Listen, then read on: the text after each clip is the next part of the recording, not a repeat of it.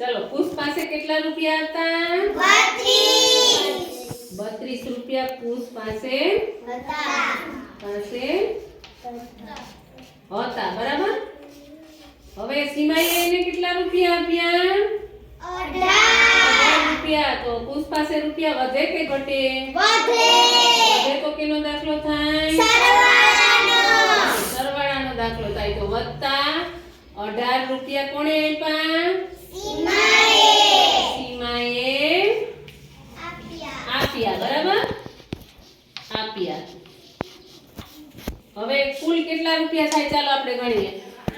32 રૂપિયા કુશ પાસે હતા ને, 10 20 30 31 અને 32 કુશ પાસે કેટલા રૂપિયા હતા?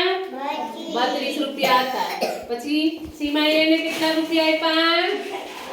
કેટલા આપ્યા? 18। તો કે 10 ને 5 15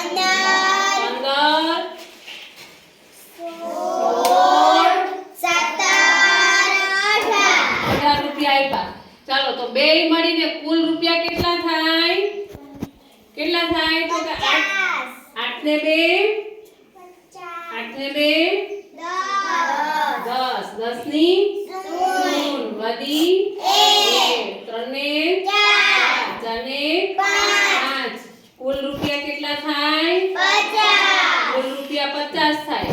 તો 50 રૂપિયા થઈ ગયા, ગણો હાલો। 10 30 ને 10 40 40 ને 5 45 46 47 48 49 કુલ કેટલા રૂપિયા કુશ પાસે થયા?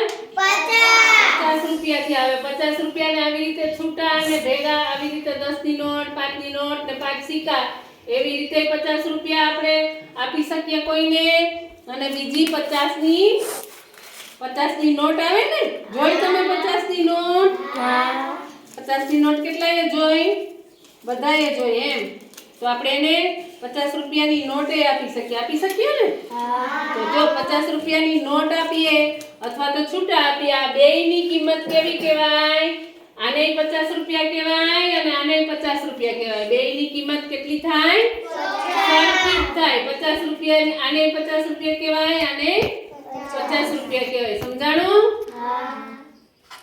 ચલો।